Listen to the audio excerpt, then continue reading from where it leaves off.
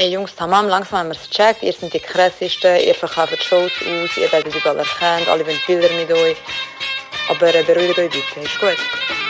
Was geht ab, Chilo 385? Ewa und Abdi Süd. Wir sind bei Kurz und Bündig. Die zwei Kurden mit dem beschissensten Podcast. ja, der Melodie. Ey, ich schwöre ihr zwei. Irgendwann, ich verwünsche euch und nachher sehen wir. Okay? Ja, keine Ahnung, ich bin einfach Bullen geschlagen. Brüder, ich habe Termin, Brüder. Ciao. Ach, jetzt verstehe ich es. Jetzt kurz und bündig. Ja, Bruder. Jetzt gecheckt. Kurz und bündig mit motherfucking Postcard. Das ist kurz und windig,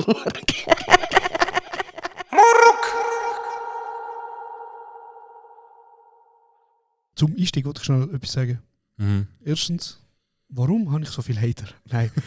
Erstens wollte ich schnell sagen, hure geil, wir haben hure viele Kommentare bekommen auf Spotify. Ja, man, die letzte überall Folge. allgemein, ja. Richtig geil. Ich habe richtig müssen lachen.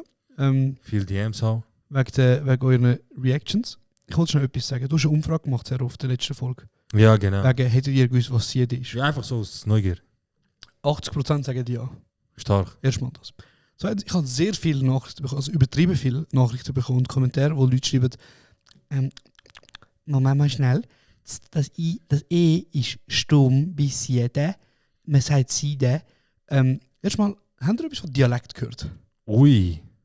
Weil, das macht mich hässlich Also persönlich. würdest du sagen, die Leute haben Unrecht mit Hate? Bro, ich wollte sagen, ich muss fairerweise jetzt etwas, also ich muss mich erstmal bei dir entschuldigen. Danke.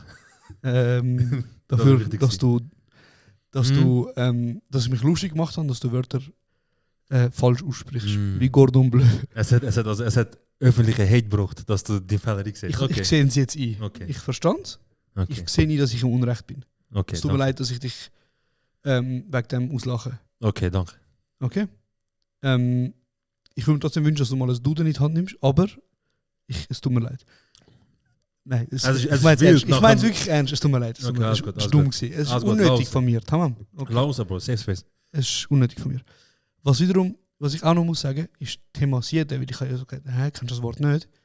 Das ist ein Wort, das habe ich jetzt erst gelernt, also ich habe es erst gecheckt, dass ich das Wort eigentlich erst gelernt habe, seit ich mit meiner Freundin zusammen bin. Ah, also das ist so äquivalent von ich bin im Ausland gewesen, bin gekommen, habe das Wort gelernt und jetzt ich drop. Weil im Walliser Deutsch benutzt man Siede, so spricht man es auch aus, Dort, so. auf Walliser Deutsch, Okay. Siede, Pff, dann von alles auch Wallis-Hater. benutzt man das wirklich als Kochen. Also das Wort Wasser kochen gibt es wie nicht. Es gibt das Wort kochen, Ja. zum Essen kochen, aber man sagt nicht, kannst du mir bitte Wasser kochen, man sagt, kannst du mir bitte Wasser sieden. Krass. Okay. Verstehst Ja, ja. Das ist wie, Aber mich würde wundern, ob die Ur- 8 Kanaken, die dort wohnen, auch das wissen. das ist wie die Urzürcher, wo halt Anke anstatt Butter sagen. Das ist auch etwas, was ich nicht gewusst habe. Du kennst Anke nicht? Nein, Spaß. Darum, nein, ihr habt nicht recht. Es ist nicht, dass ich das Wort mit «i» gelesen habe und gedacht habe, man sagt dann voll «siede», sondern es ist auch die Art und Weise, wie man es im Wallis ausspricht. Also du hast jetzt die Schweizer, die dich gekettet haben, hast wieder zurückkorrigiert. Genau. Krass. Ich sehe schon die 30 Kommentare. Ich lasse mich da nicht von einem Pascal oder wie auch immer korrigieren. Wie man, von einem Yannick, wie man Siede, von einem Lukas ist offiziell, wie man Siede ausspricht. Lukas, jetzt noch, jetzt hast du die Schweizer Art von mir gehört und jetzt hörst du noch die kurdische Art. Lutsch mich Schwanz, Bruder. Tamam. Liebe Gruß. Geht raus an, ich nehme mal an, du bist von Wald, Zürich oder so irgendetwas. Rüti. Shoutout. Rüti Zürich. Genau. Bist du noch bei dem drin? Ich bin jetzt fertig. Okay. Ich hätte zu dem Thema etwas. Bitte. Ich habe ein Meme vorbereitet. Crazy. Also ich habe mich jetzt- jetzt entschuldigt und du nimmst jetzt mein Gesicht. Ja. Also, zeig. Ich habe ein Meme vorbereitet. Eins ist von mir. Aha. Das zweite ist von Leuten, die ich erzählt habe, dass ich das machen würde. Pelin. Und das ist mir Input gegeben worden. Liebe Grüße an Pelin. Ist es sie oder nicht? Nein, ist nicht Pelin. Tamam. Sie da? Auch nicht, aber ich sage es nachher. Ich Tamam. sage es nachher privat. Also ich habe so eine Meme-Vorlage, Bruder, gemacht, so etwas. Und einfach kein Kommentar. Ich zeige jetzt einfach, Bruder. Ich zeige jetzt auch in die Cam, schau jetzt aufs Video. Aha, ich hoffe, man sieht es. Ich hoffe, man sieht es auch. Und ich tue jetzt mal zuerst mal so ein bisschen... Ah, du hast ausgedruckt. Ja, Bro, wie soll ich das sonst Also- zeigen, Bro? Ein Handy? Ja, aber nachher reinfliegen und so in Dings. Weißt du? Crazy. Ja, ne. So, der. Wir haben alle gesehen, so der. Ich habe es lieber auf die Höhe von deinem Gesicht, anstatt so weit führen. Nein, hindern. Okay. Also, ja. Aha, das ist der... Bro, ich weiß nicht, wenn du letztes Mal ein Bild, also etwas... Warte schon. Oben, also für die nur zuhören... Und nicht schauen jetzt, aber besser schauen. Oben ist der Casey Rebel und da steht... Bekanntlicherweise Videos gesehen. Ja, ist mein Cousin eigentlich und bei ihm steht Kochen. Ich nehme jetzt mal an, dass Meme ist, ohne ein Bild von mir. Ja. Vielleicht noch ich sehe irgendwie noch speziell verschwitzert aus, also Ja. ich mal euch eine Brille oder Okay. so irgendetwas. Und dann steht Siede. Ey, du bist nach. Aha. Tada!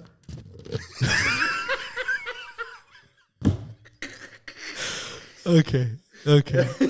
Red die Mikrofon vor sich geschlagen. Ey, Bro, ist der lustig? Also, wer ist denn da unten? Also, er steht jeder unten, ja? Ja. Aber wer ist das, was am Zeigen ist? Ist gut, ich glaube, die Leute haben es gesehen nach 3 Minuten. Durchschauen. Es ist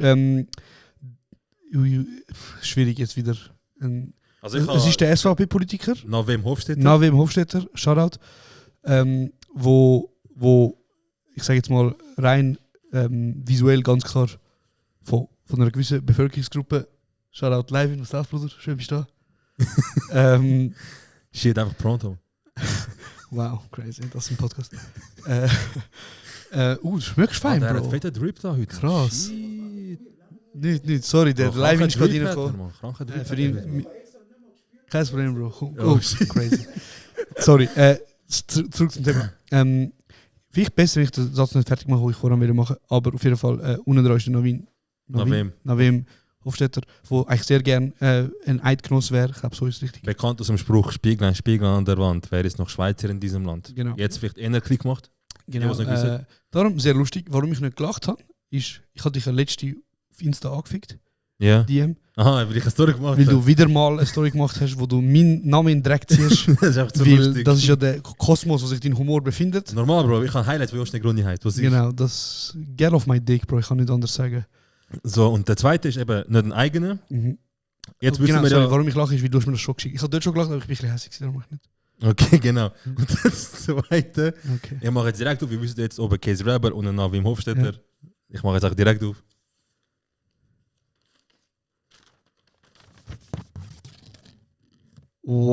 Wow! Da wird scharf geschossen, Bro. Wow! Okay, fair. Oben Casey Rebel, Jonas Gündodo, unten Navim Hofstetter, Josh Negroni. Okay, weißt du was? Fair. Fair. Was... Jetzt mache ich einen auf Reporter. Was ist durch dir... Was ist dir passiert, wo du das gesehen hast? Lustig. Ich ziehe mich wirklich unter wer, Mhm. aber das Ding ist eben das, Bro. Ich habe mich lange damit auseinandergesetzt, warum Du so bist, oder was? warum ich Die Wörter weißt. quasi, ich sage jetzt mal, den Künstlername oder die Persona Josh Negroni Ja. habe. Und ich versuche ja jetzt seit, ich sage jetzt mal, 2 Jahren vehement meinen Namen wieder, Dein eigentlicher Name. meinen eigentlichen Namen claimen oder Ja. halt mich Yoldash, überall als Yoldash vorstellen. Ja. Viele von meinen Kollegen schaffen es auch, mich immer wieder als Yoldash zu nennen. Du schaffst es zum Beispiel ganz klar nicht. Ja, das ist für mich zu... Ja, das... Du sagst immer Josh. Ja, Bro, ich... Aber eben, du bist halt auch Bro, seit 15 Jahren. ja, so. Und die, die jetzt neu doktriniert. kennengelernt hast und du ihnen sagst, ich heiße Yoldash, Ja. Darum. Aber ich kann. die, Bro, wir wissen, wie die ausgesehen. Die sagen so, Bro, besser ich sage. Ich will nicht sagen, Krass. Also ich würde mir eigentlich wünschen, dass du als mein Kollege das akzeptierst. okay, Yoldash. Crazy. Du hast mir glaube noch nie Yoldash gesagt. Es fühlt sich auch falsch an, Bro. Gell? Es fühlt sich so wie Zusammenschießen oder etwas Negatives oder so. Krass. Ja, wenn du mir würdest sagen, Serat, wäre auch voll komisch für Ich mich, sag, du Mann. hast viel Serat. Sagst du Zero, Bro, die ganze Zeit? Zero oder Schwanzlutscher? Ja, Mann. Oder, hey, du mit TV schon?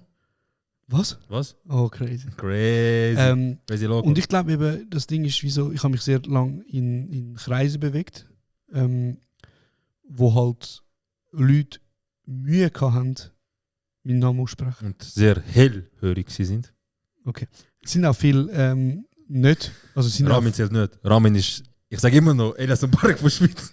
Nein, aber Bro, ich meine, Nein, das Spaß. Ding ist eben, ich glaube, das hat halt schon damit zu tun, dass ich auch irgendwann, man hat ja ein bisschen, also ich habe wie so Mühe gehabt, zum dort anzustehen und zu sagen, nein, du schaffst schon meinen Namen aussprechen, es ist Yoldaş. Mhm.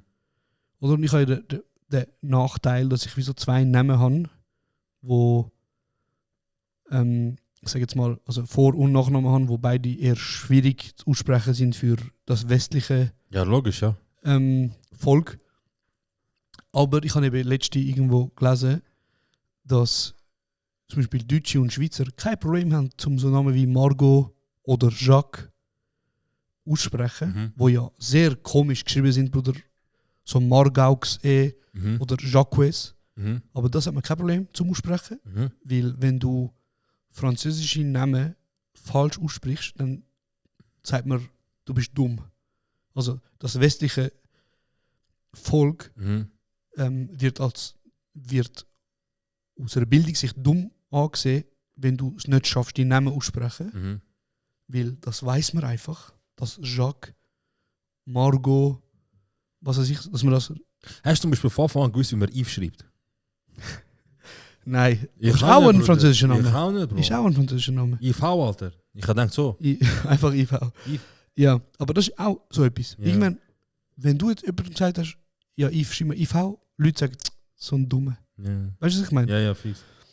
Aber über östliche Namen macht man sich nicht die Mühe. Oh, das ist mir zu schwer. Nach wem? Hä? Also weißt du, was ich meine? Ja, So. ja.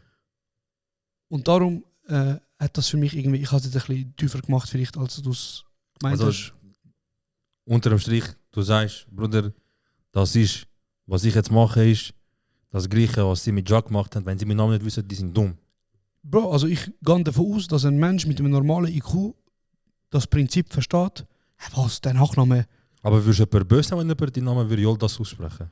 Bro, Wegen ich würde S vom es nicht typischen kurdischen- böse nehmen, Ja, aber ich würde mir wünschen, dass wenn ich dich korrigiere, das bleibt. dass du dir die Mühe machst, Ja. um das zu verstehen. Und Yoldaş wäre ja noch okay, Bruder. Es gibt Leute, die sind seit 15 Jahren im Umfeld von mir, egal wie, aber sind in meinem Umfeld, ob das jetzt mein direktes Umfeld ist oder durch andere Menschen Ja. in meinem Leben, die sagen mir Janusz, Krass. zum Beispiel. Der- Jonas. Aha, heftig. Weißt du, was ich meine? Bro. Und ich habe diesen Personen mehrmals gesagt, mein Bruder, Yoldaş.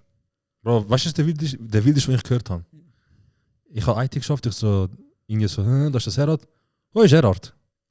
So Sachen. Aber ich Bruder. habe mich schon, ich so, krass, man. So fühlt sich an, so weissy, weißt du. Einfach so Aber- untereinander, hoi Gerard, hoi Pascal. Aber weißt du zum Beispiel, wie tust du deinen Nachnamen vorstellen? Wenn ich frage, wie heißt du? Ich sag googlen. Nein, Spaß. Crazy. Bro, was soll ich sagen? Nachname ist lange nicht mehr das Thema. Also ich tue per se jetzt. Ja. Sagen wir jemand von der Versicherung, jemand von Telekom, irgendjemand Leute da und du musst irgendetwas wegen dem Namen. Ja. Ich fange schon an buchstabieren von Anfang an. Genau, aber das meine ich ja. Ja. Du bist wie so drauf trimmt, Bruder, Ja. dass du, Bro, dein Nachname hat 4 Buchstaben. Sag mir nicht, das ist ein schwieriger Nachname, Bro. Ja, eigentlich nicht, ja. Aber Bro, ich nehme es so deep zum Beispiel. Wenn ich sage immer, du machst mit der Aussprache, ob jemand so den Namen, weißt du? Oder Mhm. jemand so, Bro, ich habe jetzt einfach gesagt, wie ich es gelesen habe, aber ich meine so böse. Ich verstand das voll. Ich sage auch nicht, jeder Mensch meint das böse, aber Ja. für mich ist wie so, das hat für mich ein bisschen damit zu tun. Also ich habe wie so das Gefühl, Mit Respekt haben. das hat mit Respekt zu tun, Bruder. Ja, ja. Weil du machst dir auch die Mühe, dass du einen Nachnamen, wo eben ein westlicher französischer Name zum Beispiel ist, Ja. dass du dir die Mühe machst, herauszufinden, wie man den ausspricht. Ja. Bruder, weißt du, wie geil ist es, wenn ich über meinen Namen sage und die Person sagt mir so, oder ich schneide jetzt zum Beispiel Ja. viel mit halt Schweizer, Mhm. so. Und mein Name ist halt wegen ich bin jemand, scheiße. Nein, Leute fragen mich, Bro, wie spricht man den Namen eigentlich aus? Was fragt es vor oder Nachname? Nachname. Okay. Danach sage ich Gündoğdu. Das zweite G ist Ja. stumm. Ja. Ist das schwierig? Chat, ist das tough? Bro, aber ich finde, also sagen wir jetzt, okay gut, in deiner Schule vielleicht nicht, Ja. aber bei dem musst du auf G schauen, dass das zweite Ding ist. Bei dem musst du auf das schauen, bei dem das schauen. Ich sehe es als Zeichen von Respekt, wenn man schon wenigstens versucht. Ja. Erwartung ist nicht, Bruder sagt dir zum Beispiel, mein Nachname, das zweite G ist stumm, Ja. aber beim zweiten Mal machst du nicht, sage ich, Alter, bist du ein Fuß? Ja, aber ich sage nicht, ich gebe dir einen Fuß, Bruder. Aber ich sage aber ich wieso, sag, ja, ich weiß es aber der Style, dass jemand sagt, ach komm, kann ich dir einfach so sagen. Aber schon, dass jemand fragt, ist ja schon mal gut, nicht? Ja, aber das ist ja super. Wenn mich Ja. jemand fragt, ist super. Aber wenn jemand mit dem Vibe kommt, so. Ja. Bro, ich sage nicht, du musst wissen, wie du meinen Nachnamen aussprichst. Ja, So ja. sprich mich dann du nichts. Ja, ja. Sondern ich sage, wieso, Bro, mach dir die Mühe. Wie zum Beispiel auch, wenn ich am Telefon bin, Bro, ich merke ja, Leute mir an, sind am Zittern. Grüezi, Herr. Ich hoffe, dass du weitermachst. Weißt du, Ja, ja. oder wirklich, Bro, oder Gülli, sie sagen irgendetwas, Bro. Ja. Gülülü, ja, so, oder Gülülü. will doch du, oder irgendetwas. Gülli. Nachher, wenn sie nachher sagen, ey, sorry, habe ich es richtig ausgesprochen? Du bist mein Ach, Bruder. Verstehst Ja, ja. du? Mach dir die Mühe. Das ist vielleicht eben, ich bin ein bisschen... Ja. Aber eben jetzt, lange Rede, kurzer Sinn, was ich will sagen, ist, wieso... Ich habe mich wie so untergeordnet. Ich habe gedacht, Bro, Menschen werden meinen Namen nicht aussprechen können, darum habe ich wie so einen einfachen, vermarktbaren Namen Ja. wie so halt ausgewählt. Und denkt, so, den kann man ja aussprechen. Bro, mein Cousin heißt Ur. Geschrieben U-G-U-R. Ja. Er ist 3 Jahre Oberstufe gewesen mit mir. Ja. Anderer Lehrer. Mhm. Sein Lehrer hat 3 Jahre konstant. Ugur. Aber das meine Ugur. ich. Aber das meine ich. Ugur. Und dann sage ich mir, Bruder, das G ist stumm, du musst nur U-R sagen. Ja. Du Zippi, 2 Buchstaben. Ja. Ur. Ur. Dann hat er sich gewundert, wieso jedes Mal sein Sportpunkt Geld gefällt hat, nachdem er von der Schule gegangen ist. Man. Aber also findest du nicht, dass ich recht habe, Bruder? Ganz ehrlich. 100%. Aber das zum Beispiel macht mich eher hässlich, wenn ich, Bruder, 3 Jahre ist er in der Schule, du Hund. Eben. Aber Bro, das hat doch einfach auch damit zu tun. Das hat einfach mit Augenhöhe und Respekt zu tun. Ja, eben, ja. Ganz einfach. Aber Bro, ich muss auch sagen, der Lehrer hat ihm seinen Kopf kaputt gefickt. Es ist eine, glaube ich, mal gekommen, Austauschlehrerin, so wie der ist, glaube ich, wirklich so krank und niemand ist um und so weiter. Und eine erzählt für 3 Tage, weil der hat wirklich so, weißt du, so, hey, ich bin jetzt die ganze Woche am Fällen. Ja. Eine ist gekommen am Mittwoch und ist am Mittwoch gegangen und sagt, ich komme nie mehr. Bis sie ist gekommen am Morgen Ja. und nach dem Mittag hat sie angefangen zu brüllen, weil sie so, ich bin Mittag gegangen, ich komme, einfach Geld fällt in mein Portemonnaie. Wow, das ist schon wild. Und nachher, Was ist das für eine Klasse? ey Bro, spielt nicht so eine Rolle, Ah, aber auf Bro. jeden Fall. Bro, ich war einfach Oberstufe gewesen damals. Also Sektion. Ja, aber dort, wo... Ja, Spaß. Boah, bei Sektion, ich weiß noch, irgend so ein... Ja, dort könnt die Lehrer auch halt Albanisch und so, weißt du, die Schweizerin und so. Und ein Kollege von mir ist mal so... Ich bin im Gang gewesen, er auch, aber er ist Sektion im Gang. Also weißt du, wir sind so gleiche Dings gewesen, so gleiche... Trakt. Gleicher Trakt, aber er ist wie so ganz andere Seite gewesen und ich bin am Anfang gewesen vom Trakt. Und ich bin draußen am Hocken, weil ich auch Scheiß gemacht. Mhm. Nachher kommt er so raus mit dem Lehrer, der so, jetzt bleibst du da, bis er so, tja, nein, Alter. Ich fix sicher noch meine Mutter, hä? Oha. Nachher, er geht so. Ja, schon Ich krass. sag, Bro, Sektion ist wild. Ja, schon krass. Sektion ist wild, Schon Bro. krass. Den Lehrer einfach so... Aber am Abend geht er, weißt du, so... Kreis 4, Lochen gut, go Kaffee trinken und so, wow, du krass. Aber das ist eben schon das. Ich meine, früher, Bro, wo wir in der Oberstufe waren, Bro, für mich, der Lehrer war jemand alt. Gewesen. Ich habe einen Junge gehabt, aber Aber was heisst jung? wir sind in der ersten Klasse gewesen. Hast du auch gemerkt, dass wir in der ersten Klasse sind? Sie Ja. hatten 0 Ahnung gehabt. 0. Aber was ist das Ich für ein kann Alter? Gewesen? Hm? Was ist das für ein Alter? Gewesen? So 30 ist sie gewesen, so. Wirklich, erste Klasse immer gewesen, Bro. Und für dich ist es nicht ein erwachsener Mensch gewesen. 100 Pro, Bro. Sie ist mit Freitagtaschen gelaufen, Bro. Das ist ein Zeichen für mich, von du stehst im Leben. Du hast auch. Wow! Wow! Spreche meinen Namen mit Gestumus, aber ich habe Freitagtaschen. Crazy. Hey, crazy, man. Crazy. Der Bruder am Sieden, man. Look da, mein Meme geht ja auf, Bro. Crazy. Also erstmal zu dem wollte ich noch sagen, ich bin mir sehr unsicher gewesen wegen der Freitagtasche. Hast du nie... Wow, ich habe dich nie gesehen. Das ist wirklich... Mal, du hast mich letztes Mal gesehen. Du hast mir letztes Mal... Bro, ich bin nicht, du hast so gemacht. Freitag, ah? Tut mir leid, ich so, hä, damit ich etwas gesagt habe. Ja. Das Ding ist, ich habe ja gemeint, Freitag ist eigentlich absolut out. So, stylemäßig. Aber? Also es ist wie so, ich habe manchmal vorbei. Du so, wenn Weil- ich jetzt kaufe, niemand Weil interessiert vor mich. Freitag ist ja vor 10 Jahren schon out gewesen. Keine Ahnung, Oder ja, in hat's- dem Fall, ja. Keine Ahnung.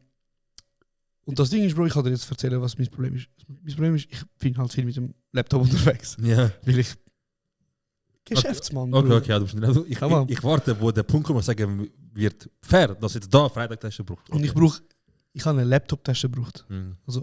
Eine Umhängetasche, Ja. wo ich meinen Laptop kann rein tun Mhm. und wo ich so, ich sage jetzt mal noch weitere Utensilien kann rein tun. Ja, Notizblock, Zettel, irgendetwas.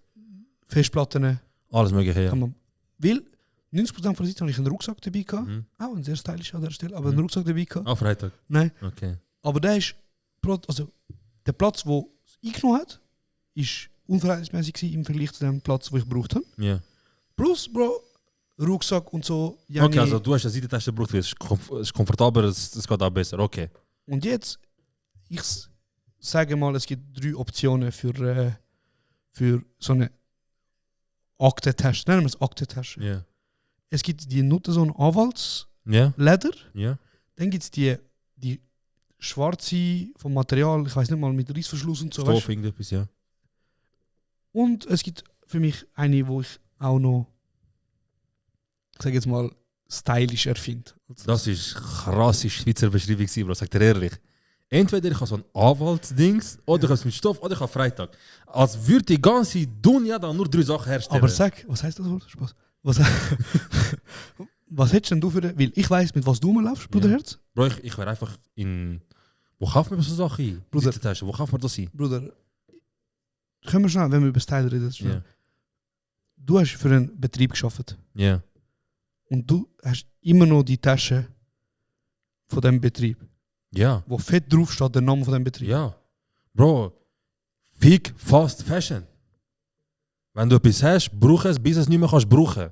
Oder Bro, ich bis will keine Werbung machen, aber Ja. wenn etwas nicht Fast Fashion ist, Ja. dann ist es das, Das ist was? was ich gekauft habe. Weil Nein, es ist- das, ich meine jetzt auf mich bezogen. Genau, aber ich Ja. sage nur, wenn das ein... Also alle anderen Taschen wären nach 2 Wochen kaputt gegangen, oder was? Ich sage, Fast Fashion hat nichts damit zu tun, dass es nach 2 Wochen kaputt geht. Und dass du nach 2 Wochen wieder neu holst. Nein, dass es einfach Gut, schlecht hergestellt wird, Ja. dass es hergestellt wird mit dem Gedanken, dass man eben etwas Neues holt und Ja. so. Das ist ja wie so... Bro, scheißegal, ich wollte gar nicht Werbung machen. Mittlerweile, Bro, ich habe einen Teil in mir drin, ich habe einen Wolf in mir drin, wo Jack Wolfskin, oder was? ein sehr schweizerisch, wie ich bin. Ja. Hast du schon Dings? Die Diamant-Snapbacks da? Weißt du, welche? Häng jetzt. Die, wo die Skater früher angehört. Vollkommen. Schau sogar, Marca weiß er. Ich glaube vollkommen, ich bin mir nicht sicher. Nein, Bro, du glaubst es, du weißt es. Bro. Ich bin mir nicht sicher, es könnte vollkommen sein. Es sind schon nach dem. Krass. Bruder, ich Ey, steht doch, ist voll okay, stehe Bruder. noch dazu. Was Voll ist? okay. Also ich, weißt du, wie hätte ich das gemacht? Ja. Ich bin in einer Situation, ich brauche so eine Tasche. Mhm. Höchstwahrscheinlich wäre ich in H&M gegangen. Oder ich wäre höchstwahrscheinlich sogar auf Digitech gegangen. Galaxus, irgendwelche Online-Märkte, Bro, ich hätte irgendetwas eingegeben. Oder ich habe sogar googelt. Seitentasche günstig. Aber ich weiß nicht, Bro. Ich glaube, ich habe einfach andere Präferenzen. Weil ich würde sagen, ich bin nicht ein Mensch, der viel Style hat. Mhm. So, ich würde sagen, ich habe sehr einen überschaubaren Style. Sehr ein einfarbiger Style. Sehr ein einfarbiger Style, ja. Hey! Bist du Twister am Nakoim? Nein, Hä, von bist mir wegen Dings nicht mehr anspielen, weißt du, wegen... Egal. Aha, okay, ja.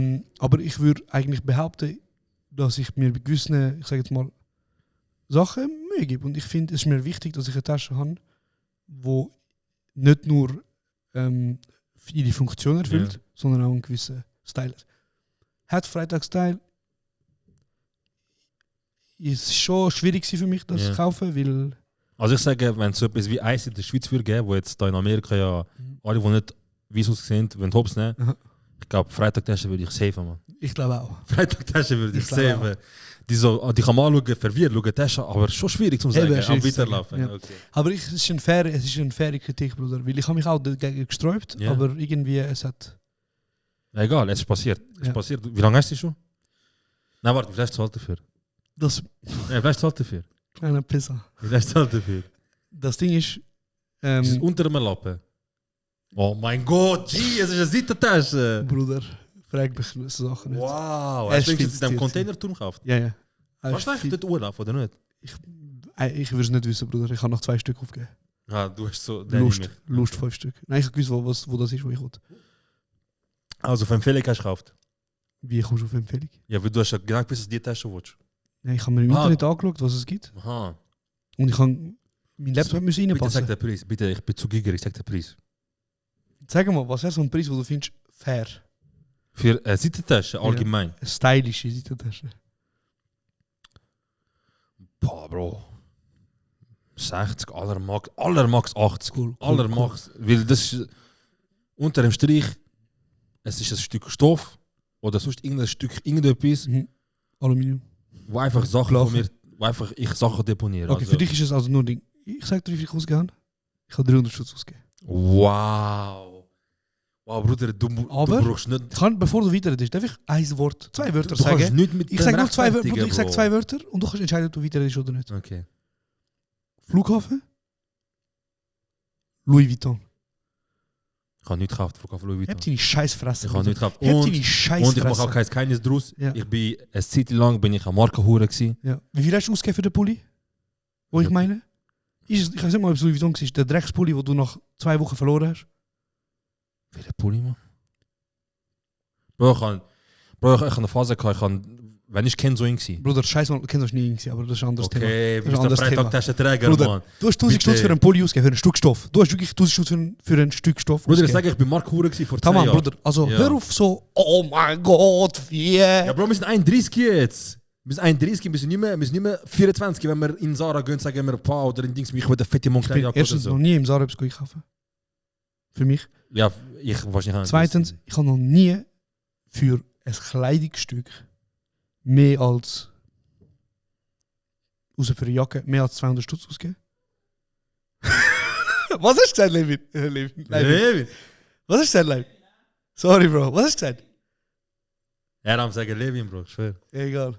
Bro.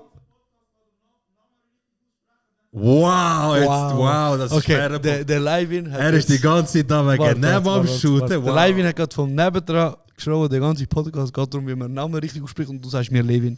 Fair, Bro. Punkt für dich. Lutscht doch einfach beide in meinen Schwanz. Und dann könnt ihr euch gegenseitig nachspielen. Ja, das ist wieder so am Tor, aber der wird kannst du besser. Nein, aber ich wollte nur schnell das sagen. Ich finde deine Kritik unberechtigt, Bruder. Ich sage Bro, das aber auf es geht um Augenhöhe. jetzt. Ich vergleiche Bro, lieber gebe ich jetzt viel Geld aus für irgendetwas, Ja. anstatt mit 23, wo ich es nicht habe. Ich habe es ja gehabt, Bro. Keiner hat genug Geld, um 1000 Stutz für einen Pulli auszugeben, Bro. Fick mein Leben Ja, nicht. wie hast du Fleh denn dich bezahlt? an. Wieso hast du denn bezahlt? Wieso? Ich weiß auch nicht warum. Wie habe ich gezahlt? Ich habe geschafft, Bruder. Meinst du, ich bin da gegangen? Wolltest du mir... Bro, bitte. Ja. Wir sind seit 15 Jahren Freunde. Ja. Schau mich an Ja. und sag mir, ich habe 1000 Stutz für einen Pulli ausgegeben und ich bin okay damit. Nein, die Frage ist, dass ich das Geld nicht kann. Aber ich habe das Geld nicht gehabt, das ganz ausgegeben. Bro. Ich habe das Geld nicht gehabt, ich habe es nicht Also gehabt. du hast... Was? Bro, schon gut. Aber Nein, ich Bro, check, schon gut. Bruder, also, schau jetzt. Bro, look, Ja. mein Bruder. Hm. Das ist ein Ding, das ich jeden Tag benutze. Ja, Tamam. ja, Ich gehe jeden Tag ja, mit dem in die Schule. ja. Ich bewege mich umeinander. Mhm. Die 300 Franken, die ich für das ausgegeben habe, Ja, hat sich 10.000 Mal gelohnt, Bro. ja. Wird sich 10.000 Mal gelohnt. 100%. Bro, Also, die fick nicht. Marke sagt auch, Bruder, weißt du, wie viele dann gefragt? Am Leute ansprechen, du und so weiter. Es geht schon. FIFA U-Club? Hä? FIFA Club? Coins? Club. Bruder, ich sage, ich habe das Geld der Kaiser ganz ausgegeben. Ich Also, bin jung und dumm gewesen. also, wenn du jetzt... Aber jetzt, jetzt- hast du kein Geld, zum 300 Stutz für eine Tasche auszugeben. Doch, habe ich es nicht machen. Eben, du wirst es nicht machen. Das ist Nein. eine Präferenzfrage. Nein, allgemein. Ich habe die Phase hinter mir, wo ich viel Geld ausgebe für Sachen wie Kleider und so. Für was gibst du dein Geld aus, Bro? Für nichts. Behalte für mich sparen, Bruder. Für die tun. Für was soll ich? Was brauche ich jetzt einen Moncler-Pulli für 5 Rappen? Brauche ich nicht. Du hast ihn auch dort nicht gebraucht, Bruder. Kannst du mir Ich habe glauben. angekleidet die ganze Zeit, Bro. Bruder, Bro, wieso reden wir im Bruder, Kreis? Mein Bruder, ich hab wieso das reden wir im Kreis? abgenommen, So, Bruder, du ich hast hab gut 1000 Stutz, ausgesehen. Bro, du hast 1000 Stutz Ja. für einen Pulli ausgegeben. Ja. Bitte, tu mich nicht unterrichten darüber, Bruder, wie wir viel reden Geld über ausgibt. 7 Jahre, Bro. Ich habe dort abgenommen, mir ist gut gegangen, Bro. Mir ist Tamam, super Bro. gegangen. Ich habe wieder gut ausgesehen, ich habe wieder Markenkleider Also anlegen, Bro. dann front mich nicht, wenn ich 300 Stutz... 100% die Front, Bro. 100%. Du bist ein Lelek, Bro. Du bist ein Lelek. Jedes Recht, ich Front, Du bist ein Lelek, Bro. 3 Leppen Sag für dir eine ehrlich, du bist Tasche, ein Bruder. Lelek, Bro. 3 Leppen für eine Tasche, Mann. Sag jetzt in das Mikrofon, mit was für einem Auto du da noch gekommen bist. Nein, frag mich, wem sein Auto das ist. Frag mich, Bruder. Wenn das mein Auto Bro, du bist einfach ein Labersack, Bruder. Du bist einfach ein Labersack. Wieso bin ich ein Bro. Labersack? Also du tust am Tag 10 Franken ausgeben. Ich will so tief behalten, ja. Du schaust auf deine Finanzen. Ja? Bruder, das Auto gehört mir. Lüge. Würde das Auto mir gehören? Würde ich das Auto... Kijk, ich hätte Mutters auseinandergenommen von Stories, hätte ich das Auto geholt. Ich hätte die Highlight von dir gelöscht, Bruder, und ich hätte nur noch den gemacht. Bro, ich sag dir ganz ehrlich, du bist nicht im Recht, Bro. Okay, Du bist nicht im Recht, Bruder. verstehe Weil mit es dieser History, wo du Geld ausgibst für jensten Scheiß, Bro, ich habe ein halbes Jahr gehabt in meinem Leben, wo ich behindert Geld ausgegeben für Markenkleider. Wieso? Ich habe dort behindert abgenommen, mir ist ein S gegangen, ein M, ein L, ich habe einfach Markenkleider. und nach dieser Logik, warum kann ich nicht eine Tasche kaufen, die auch etwas bringt? Ich hatte dort einfach eine Phase gehabt, Bruder, wo ich eine Markenhure war. Okay, Bro, wir Willst drehen du- uns im Kreis. Ich schwöre Okay, auf alles. Du kannst okay. nicht einfach sagen, okay, du hast Recht oder du hast Unrecht. Aber ich verstehe den Punkt nicht. Wenn Wie ich, meinst du, verstehst den Punkt ich check's nicht. Ich check's wirklich Wie, nicht. du verstehst es Ich nicht? check's nicht, Bro. Ist es kognitiv oder was meinst du? Ich versteh's check's nicht, Bro. Was ist dein Punkt? Du willst mir sagen, will ich vor 8 Jahren Geld ausgeben für Kleider, darf ich nie mehr etwas anderen sagen, wo Bro, zu teuer Geld ausgeben. Hätte ich 2000 Stutz ausgegeben, Ja. oder was weiß ich, 10.000 Stutz für eine Uhr, die die gleiche Funktion hat wie eine 200 Franken Uhr. Aber das ist Investition. Eine Uhr, die Das sind 10k kostet. Investitionen Bro, skerm, eine Uhr, Bro. die 10k kostet, die bleibt nicht 10k, die wird teurer. Außer du bist ein dummes. Bro, ich weiß nicht, warum ich mich auf das einlade. Ich schwöre, ich weiß Aber es ich sag nicht. dir, Du wieso das weißt hässlich selber. wird. Bro, wie du einfach scheiße laberst. Aber wieso laber ich Scheiße? Erklär, Bruder, ich schwöre auf Gott. Ich schwöre auf Gott. Also, look. Wenn du vor 7, 8 Jahren etwas gemacht hast. Was hat das mit vor 7, 8 Jahren zu tun? Wieso Vor 7, denkst 8 du? Jahren habe ich einen minimalen Bruchteil von dem Geld ausgegeben, das du ausgibst. Ja. Und jetzt, Aber hättest und du jetzt, das warte Geld schon, gehabt, jetzt hättest habe du ich das sicher- Geld. Jetzt Ja. habe ich das Geld. Ja. Warum bist du berechtigt, vor 7 Jahren, wo du das Geld gehabt hast, das Ja. auszugeben? Ja. Und ich, wo es jetzt habe, darf es nicht ausgeben. Du darfst ausgeben, Nein, Bruder. du fickst mich an. Ich fick dich nicht an, Bruder. Du sagst mir, Bro, ich nehme jetzt die Zeit, wo du nur Markenkleider gekauft hast. Und wenn du das einmal gemacht hast, darfst du mir nie mehr etwas sagen. Egal, Bruder. Lass mir Und ich das Thema. sage dir, Egal. Bruder, Lass mir ich das habe ja Thema. den Fehler gemacht. Und deswegen sage Es ich, ist kein es Fehler. lohnt sich nicht. Es ist kein Fehler, Bruder. Also du würdest sagen, die Tasche, die du hast, ist Ja. 300 Stutz wert. Es ist sogar mehr wert. Pah, Jungs, man. Wir haben verloren, man. Wir haben verloren, man. Du bist wirklich Wir haben lelijk. verloren. Eine Krass. Sekunde Ruhe für, Gehen wir weiter. für Josh Gehen Negroni. wir weiter zum nächsten Thema, Bro. Bitte, bevor ich irgendwas ausstecke da und nie mehr einstecke. Scheiße, man. Okay, also wir haben Dings. Ja. Wir haben hure viel letzte Zeit Fragesticker gemacht. Mhm. Einfach zum nachher nicht lesen. Aber ich habe nachgelesen, Bro, es ist nicht interessant. Nein, es geht mir mehr darum. Ja. Es geht mir mehr darum, ich will schon dir eine Liste ablesen Ja. von Namen, Ja. die uns vorgeschlagen worden sind, die wir können als Gäste haben. Schwierig das jetzt machen, Bro. Nachher, wieso lassen stehen die? Wir können vielleicht mal über das reden. Nein, ich tue jetzt einfach nur ablesen. Okay. Nur ablesen. Du kannst von mir aus, oder wir können auf gewisse Sachen eingehen. Tamam. Sagen, boah, der wäre lustig, der wäre nicht lustig, was immer. Ich habe einfach jeden, der geschrieben hat, rein da. Ja. Und Krass. ich tue nicht mal jetzt sagen so, ich sage jetzt erst, wenn wir nicht, nein, Ja. der nächste. Es geht nur Ja. darum, ich lese einfach mal Ja, vor. lies mal vor. Ich sage was ich sag der Name nicht. drauf Ich ist. sage nicht. Weil am Schluss habe ich, es geht mir mehr darum, ich will nachher am Schluss sagen, was ich mir eigentlich für Gäste wünsche. Ja. So was ich für Gedanken mir gemacht habe. Also, vor ein paar Wochen haben wir Fragesticker gemacht. Hey, Gästevorschläge Mhm. von der Community. Und ich habe die ganze Liste rausgenommen und Ja. die Namen sind vorgekommen. Ja. Also, der Dan, Aha. Steve Merson, Miro, Aha. AZ, überraschend oft Bashi, Ja. Chetan Shakiri, Ja. Shachiri, Ja. Isso, Aha. Pelin, Mhm. Baba Ausländer, Okay. irgendein SVP-Politiker, Mhm. Karin und Daria von Thronsitzung, Dara. sorry, Entschuldigung, Julex, Ziza, Gigi, Shidar, Mhm. Jene, Mhm. EAZ, Mhm. Yilmaz, mein Bruder, Mhm. irgendein Spieler von Vinti. Also steht irgendein Spiel von Vinti oder ist Er ein steht, Name? er steht einfach irgendein Spieler von Vinti. Okay. Xan, Mhm. Federer, Mhm. DVW, Ja. Pablo, Okay. Livio, Lo und Ludwig, Noah, hat sich selber eingeladen, der Peach. Ja, der Pitch, Alter. Das finde ich die allerfrechste. Das finde ich richtig frech. Ja. Frech. Sich selber- Frech. Ja. Einmal ist er da gewesen, einmal hat er uns gerufen und er tut sich wieder selber einladen. Bro, nein, aber Er ist ab jetzt Blacklist. das Ding ist, ich würde mich freuen, wenn er im Podcast ist. Ich auch, aber ich will zuerst sehen aus Prinzip. Er ist Ja, schon aber einmal da er ruft, gewesen. er ist ein Pitch da durch. Ja, deswegen er ist Blacklisted Er ist jetzt. ein Pitch. Weißt du, wer rufen wir? Der andere. Sag sie noch. Scheiße, Mann, Blackout. Krass. Ja, Bro, das sind deine Leute. Erzähl, wie heißt der? Ich in dem Fall, ich weiß nicht mehr. Nico Siempre. Ja, Franzioni. Siempre. Mhm. Franzione Siempre, genau. Bro, komm. Ich schwöre, ich küsse dein Herz, komm. Bitte, komm. Komm sogar nächste Folge. Von mir, also das von mir auch noch gehört, bitte komm nicht, Bruder. Okay. So. Dann Giri. Ja. Elif. Mhm. MC Hero. Mhm. Artan. Ja. Berse. Jemand hat geschrieben, by the way, ich habe gesagt, 100. Folge kommt der Berse. Bruder, mir haben viel gesagt. Wirklich, ist viel gesagt worden. Mona von Mona mittendrin. Shoutout, Bro. Folgt sie dir immer noch? Ja, Ich Mann. bin immer noch herzlich auf dich, Mona. Ich liebe ihren Content. Ich Mona, schwöre. mitten in dir drin, Bruder. Nein, chill doch mal. Sorry, Bruder. Hey, Mann. Bruder, ich sag dir ehrlich, ich habe mich verletzt, Bro. Ich bin ein bisschen Ja, aber bitch da vielleicht durch. ist einfach Untergang in dem Moment. Bro, Schreib ihr doch mal. Nein, Sag, hey, Bro. haben wir das Problem. Nein. Nein, ich kann für mich fertig. Okay. Folgt dir Sandra, Bro? Das nicht. Crazy. Er folgt dir zum Beispiel. Ich will gerne tauschen. Crazy. Sandra folgt mir, Mona folgt dir. Ich will voll tauschen. Weißt du noch, bei der Swiss Podcast Awards, wo der Sandra Brotz. Er hat so Babauer, Mann. im Dings ist, in der Jury In der war. Lounge Und ich bin so richtig besoffen gewesen. Ja. Habe so geschrien, Sandra! Und er hat einfach hintergelegt, so, wow. Ich feiere richtig Babaura. Dann Bruno der Kameramann. Mhm. Eric. Bin ich sicher? Okay, Eric. Eben, Gott, ich habe sagen, Bro. Wer ist Eric? Eric Tironimo. Sie Ah, hat zusammen ja. vorgeschlagen worden. Eric und nachher Tironimo. Dann Ryan 87. Und das jetzt ist ein persönlicher, jetzt auf seriös, ist ein persönlicher Favorit von mir. Wirklich seriös. Was nächstes kommt? Ja. Ein SBB-Kontrolleur. Das wäre wirklich wild, nicht? Bro, willst du mich einladen zu mir 2 Stunden lang fragen, warum er ein Nuttersohn ist? Nein, aber es geht darum. Es hat teilweise auch mittlerweile auch Leute von uns nach Reisen. Ja, Bro, ja. ich habe gesagt, haben sie dir den Schweizer Pass versprochen? Ich will einfach nur wissen. Ich kann auch, ein paar von unseren Zuhörerinnen sind auch. Ja. Ja, ich kann dir erzählen. Egal. Dann der Sasaki-Banger. Sasaki-Bangers, kennst du die?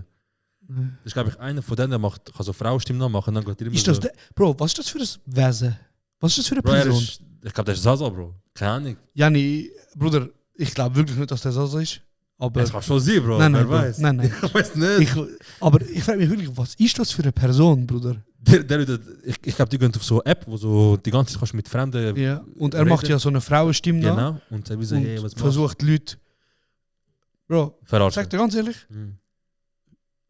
keiner verurteilt dich, wenn du. Weißt du, was ich meine? Ich schwöre auf alles, mein Bruder. Hör auf! Hör auf mit so. Jani, haha, hihi. Ich verarsche. Mein Bruder, ich schwöre, wir stehen hinter dir. Mach einfach. Mehr kann ich nicht sagen, Bro. Okay. Viel Raum für Spekulationen. Mach einfach, Bro. Okay. Dann der Sazar, Rapper aus Winti. Ja. Der finde ich auch geil, aber wahrscheinlich wird es nicht passieren. Daniel Buhmann. Der Boomer! Ja, der ist Ja. richtig. Unser Gordon Ramsay. Ja, ich sag Gordon, man. Mhm. Nicht du noch, gell? Einfach, dass du weißt. Ja. Okay. So, der Luke. Mhm. Ich glaube, den hast du schon gesagt, Julex. Den hast du von zweimal aufgeschrieben. Dann Tabea Zaug. Dann M Ja. zum O. Konnichiwa Nieri. Erdogan. Dann der Toni geschrieben, der Samu. Weißt du von ihnen? Ja. Dann die Jungs von RMDB, das sind, weißt du noch bei der Kurzimor Staffel 2 Kondomvolk, der Junge. Die Ustemer Jungs. Ja, genau. Nein, genau. der Junge. Der Junge, wo die vorne war, wo sie eingeweiht haben. Oh, Wo sich kaputt gemacht ja. hat und so weiter. Genau, Tamam. er hat auch einen Podcast. Silas oder so. Genau, Ja, der ja, Silas, geile genau, Sache, ja. genau. Dann der Doge vom Der Nordring. hat auch einen Podcast. Ja, mit dem, ich glaube mit dem Kollegen, ja. Wer ist der Doge von Nordring, Ja, Bern, wo man sagt, klar. Doge ist der Besitzer. Oh, ja, Also der, ja. ja. Ramin, Mhm. der von vergessen Typ. Das ist einfach das Phänomen. Bro, ich Das ist schwöre auf Phänomen, alles. Bro. Bro, hört auf. Heutzutage, Mann. Bro. TikTok, hört auf, Bro. Voll vergessen. Bro, Mann. Scheiße. Bro, ich kann mittlerweile. Es ist aber schon lustig, weißt du? Einmal gehst du viral, Bro, jeder redet so. Jeder tut seine Aussprache. Ganz ehrlich, Bro. Ich bin am Gamen, Bro. Friday Mensch, Grand. Damit ihr laufen Ich schwör. könnt, Bro. Ich schwöre. Ja, it's Friday again.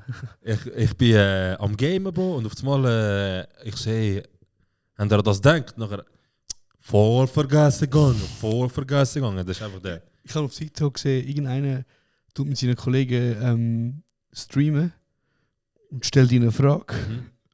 Und er sagt irgendwie zum Beispiel, hey Bro, hast du den dort hinten gesehen? Und bevor er antwortet, fragt er wieder, nimmst du ihn Mund? Ah, nachher. Dann sagt er, ja. Das ist so dumm, aber so lustig. Der ist zu gut, das Ich kann kann mir das- sie verzeihen. Ich habe das auch ein paar Mal probiert, ich schaffe es nicht. Nein, schwierig. Dann Gut, der ist Tassim. die- ist die lang- Geht ist dann- fertig, geht Ja. fertig. Der Tassim, Mhm. Jeron Dapti, Mhm. SSIO, Mhm. Mejor, Ja. Sicario, der sagt ja vielleicht immer etwas, Mondetto. Keine Das ist, Ahnung. glaube ich, ein Produzent. Okay. Ja, das ist Das der ist- No Mondetto. Ja, das ist, glaube ich, mehr, ich habe das aufgeschrieben, das ist, Ja. glaube ich, mehr ein sozialkritisches Statement. Ja. Jonas Gündodo. Wie? Er hat einfach geschrieben, Jonas Gündodo. Quasi, ich soll mal den... Ja, das ist wieder der Jonas, Tamam. okay. Dann, what the fuck, Linda Lashes, Rapid, Alaoui, Netanyahu, Blocher, Wow. Super Sedi, Blejan Krasnici, Mirlin Krejju, das sind Ich weiß FC-Spieler. nicht, schon Genau. heiß. Adi Totoro, Ja. Tommy Versetti, Aha. Obi-Wan, Granit Xhaka und Fabio Randert. So. Okay. Wir müssen nicht drauf eingehen. Ja. Einfach, Also dass ich man wollte runtergelesen nur ist. schnell ein, zwei Wenn Sachen du willst sagen. sagen. Jemand hast du vergessen. Jemand, wo sehr oft, also etwas, wo sehr oft gefragt wird. Ja. ist, ey, rufe doch mal einen Gast, also einen Zuhörer Genau. als Gast. Kann ich dich mal ehrlich fragen, was ist deine Meinung dazu? Ey, meine Angst ist halt, wenn du so jemanden rufst, dass es so cringig, fanig wird.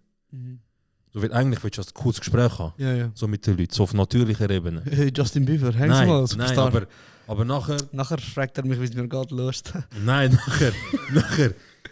Du merkst einfach so, es ist so Ja. vielleicht künstlich oder nicht ehrlich und so. Verstehe ich voll. Ist das deine Angst? Ich glaube, ja. Ich Soll will ich eigentlich dir- nur, dass es ein geiles Soll Gespräch ich dir wird. sagen, was meine Angst ist? Was? Dass die Person sagt, ja, aber Jungs, jetzt mal ehrlich. Holocaust. Ja, Jetzt aber mal ehrlich. das Gute ist, sag was du willst, Bruder, wir veröffentlichen einfach nicht. Dann bist du Bruder, für nichts. aber stell dir vor, er hockt da und er sagt, Ja, Jungs, ich verstehe schon und so, aber jetzt mal ehrlich, ist nicht gut mit deinen Füßen langsam. Irgendwie so Also Sachen, weißt du, ja. so münd jetzt, also wirkliche Jungs, Mann. Deswegen ist es ein kritischer, ja. Darum, Bro. Ich weiß, ja, fair. Und eben vor allem, ich weiß auch nicht, Bro, nachher. Also das ist jetzt das Ding, wo ich wie so glaube, nicht so bekannt vielleicht irgendwann. Ey, das könnte ich mir gut Weil vorstellen. es gibt glaube ich auch viele Fans, die wirklich coole Leute sind. Bro, so. 100%, Natürlich. 100%, weißt Aber Jackpot, Bruder. 100%. Aber eben, du kannst entweder voll in die Scheisse greifen oder es könnte 10 von 10 sein. Voll. Ja. Kann ich also zum dem Thema mit den Gästen vielleicht noch eine Frage? Oder ein Statement? Bruder, hau raus. Ich kann nur sagen, ich lese jetzt das vor, aber es heisst nicht, wir müssen jetzt wieder einzeln eingehen. Also ganz Es hat mir klar, schon gelangt, wenn zum Beispiel so, oh mein Gott, SBB kontrolliert, weißt du, wie lustig und so. ich finde, es hat ein paar Namen, die ich wirklich sehr, sehr gerne im Podcast hätte. 100 Bro, ja. Sehr, sehr Ein gerne. paar, die ich gar nicht muss Ich sage haben. dir auch ganz ehrlich, ich würde mich sehr freuen, wenn der Julix mal kommt. Ich will das, Ich würde das sehr, ich fände das sehr geil. ich will mega gerne so als so überraschend. So, wir sind am Aufnehmen. Ja, und dann kommt er und schaut mir in die Fresse. Dann nachher sage ich, Bro, ich habe übrigens einen Gast. Mhm. Nachher hat so einen Song nicht. So irgendwie unter der Woche in Ausgang oder so.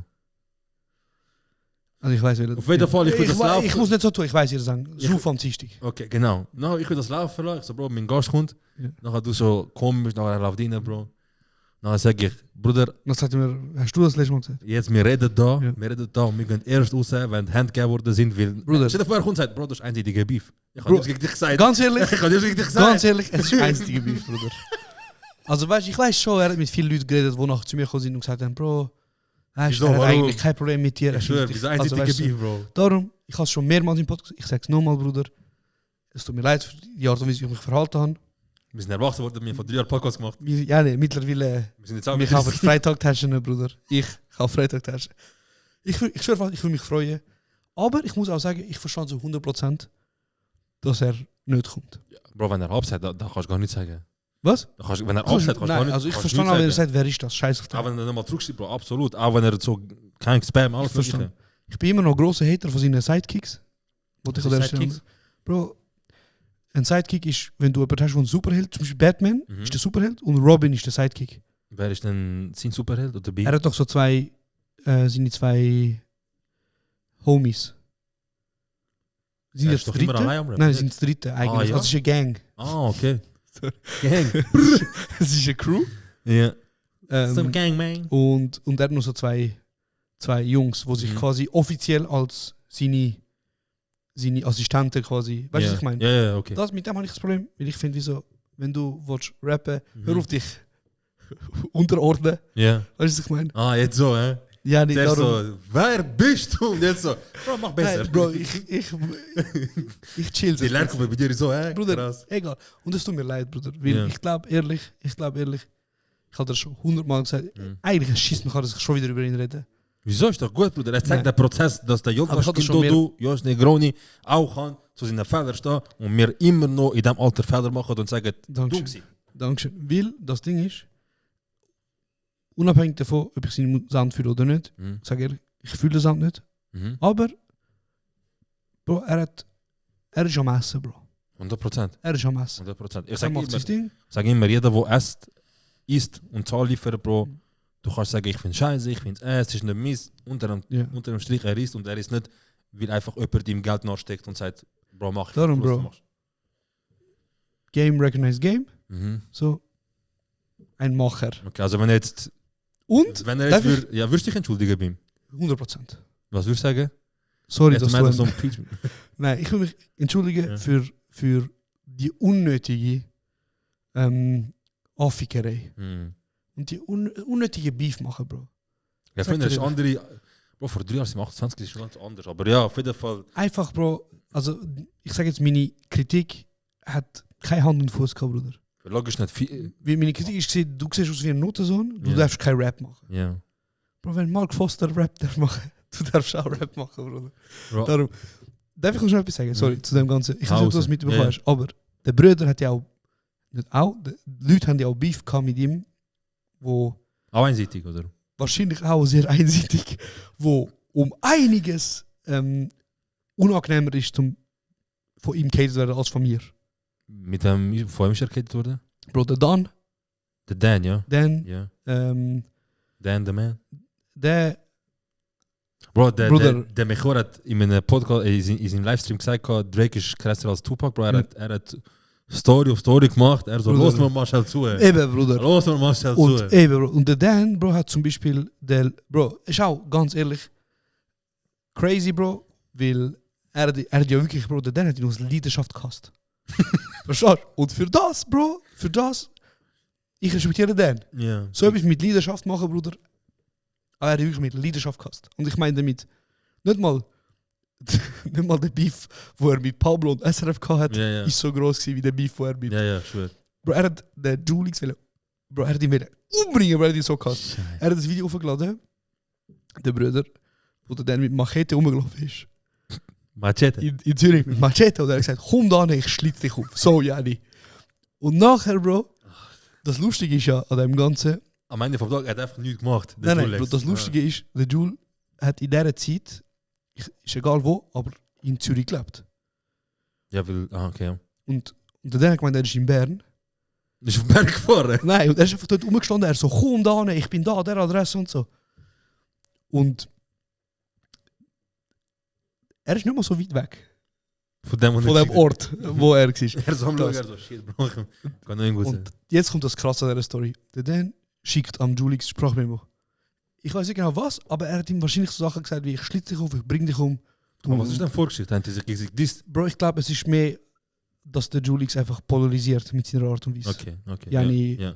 Jani, Sternzeichen Also, Bern. also, so. also er hat Drogen bekommen, so Morddrogen, weil er einfach rappt. Okay, krass, ja, krass, Bro. Das Ding ist, Shit, wild, ja. ich kann nicht, Ja, ja. weißt du, was ich meine? Vielleicht gibt's mal das. Vielleicht Update ist noch oder etwas passiert, ich weiß es nicht. Das Ding ist, der Julix hat dann, weißt du, was gemacht? Er hat die Mordtreu genommen und als Intro für seinen Song benutzt. Also,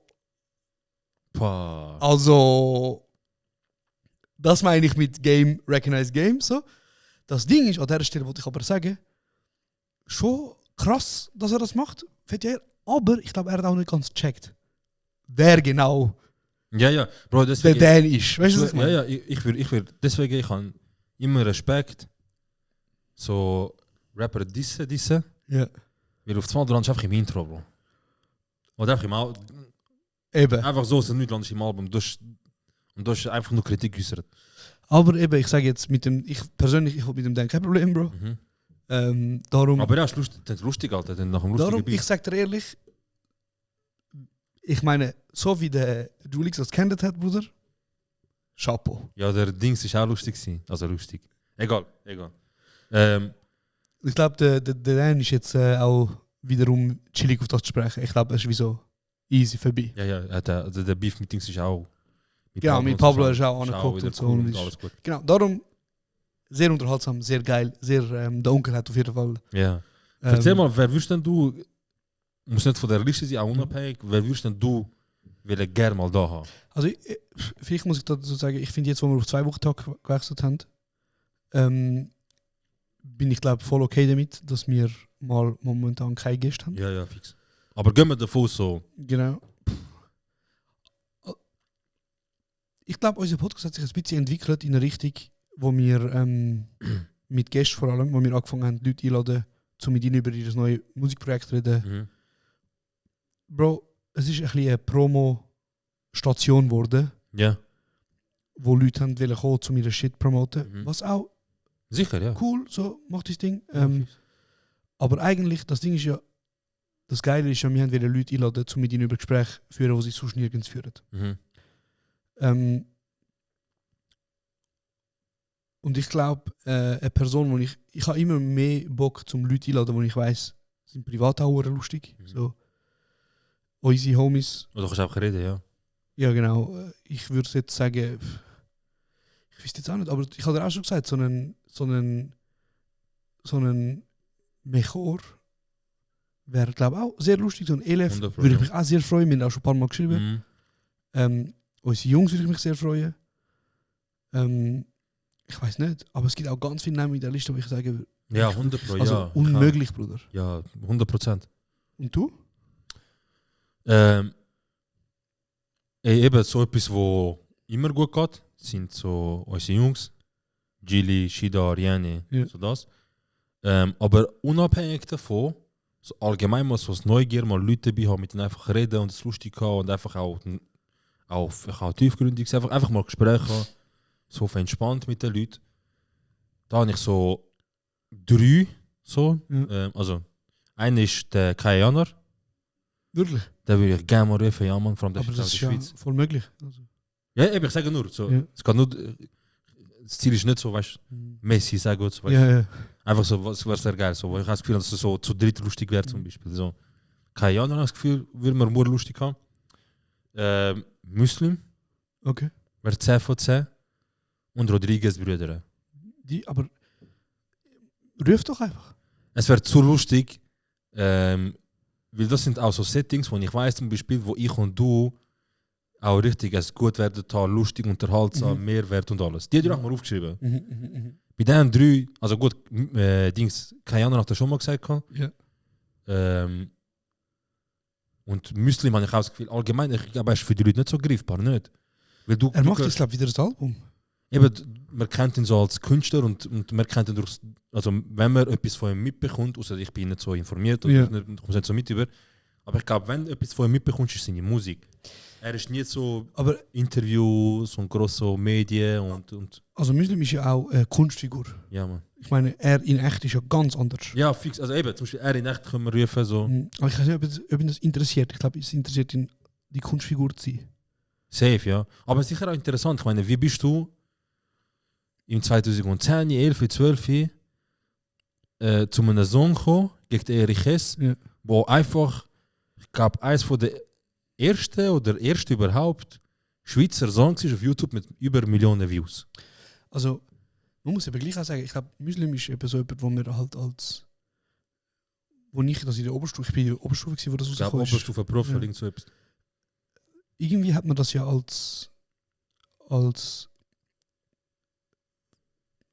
Verarschung ist das falsche Wort, aber so. Also, es ist ja Satire eigentlich. Mhm. Es ist ja eine Kunstfigur. Ja. Und ich habe das irgendwie weniger ernst genommen als jetzt eine echte Musikerin, Ja, auf ja. den Schlusszeichen. Ich fand, ja, Jani, der macht jetzt auf dumm und der macht auf Ding. Aber grundsätzlich, Bro, wenn du mal seine Songs hörst, Bro, also zum seine Beispiel so, Clips und so. Bruder, seine Clips, Supervitamin, Ja, ja. seine Songs, also die haben hohen Inhalt und Ja, sind ja. auch musiktheoretisch hohen gut. Ja, ja, es ist geiler Shit, Bro. Das ist zeitlos. Er hat Ja. Musik gemacht, wo zeitlos ist. Muslim ist so ein Kandidat, Bro, wenn der im Ausland, also wenn der irgendwo anders wäre, das wäre ein. Ja, ja, fix, der wäre. Ja. In Deutschland, in Amerika, der wäre schon lange. Puh. Aber okay, in Amerika wäre er vielleicht einer von vielen, weil das einfach, Bro, die ganze Aber Welt Bro, geht das ist hin. halt- Aber also es ist halt auch Grundsätzlich ist ja ähnlich, was Muslim macht, ist ja vielleicht. Ja, nein, das stimmt auch nicht, ich würde sagen, eigentlich wie Gangnam Style, aber eigentlich Nein, eigentlich nicht. Nein. Eigentlich nicht. Aber ich finde es eigentlich sehr cool und ich finde ehrlich gesagt auch eben sehr inhaltsvoll und überraschend. Es wäre lustig, so zum Beispiel, keine Ahnung, man. So über Weihnachten rufen, weil er hat ja auch eben, er hat auch so einen Weihnachtssong, hat er auch, glaube ich, mal gemacht. Ja, das stimmt.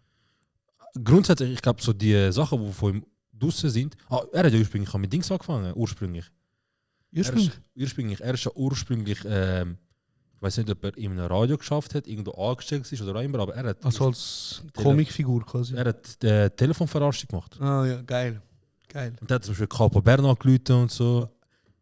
Wo Das ich, ist alles auf als, YouTube übrigens. wo ich als Kind war, Ja, hat so einen Skit gehabt, der ist recht umgegangen, ja. wo einer sagt, ich rufe an von Langenstraße, ich bin Langenstraße. Der Maconde. Ich- Der ist auch brutal lustig. Der ist, Nein, ich mein, der ist wirklich vergessen Nein, gegangen. nicht der. Ah. Ich meine, es ist so ein Deutscher gewesen, glaube ich, der sich als Türk, der hat angerufen bei so einem Strom, also ich rufe an Langenstraße, ich im Fernsehen mache bzzzt, ganze Straße kein Licht. Kennst du das nicht mehr? ja, voll. Das ist eben auch so ein Ding, Ja. Joke. Das ist eben, glaube ich, das ist eben der gleiche. Es gibt so ein, ey Bro, ich habe letztes Mal den Namen gewusst.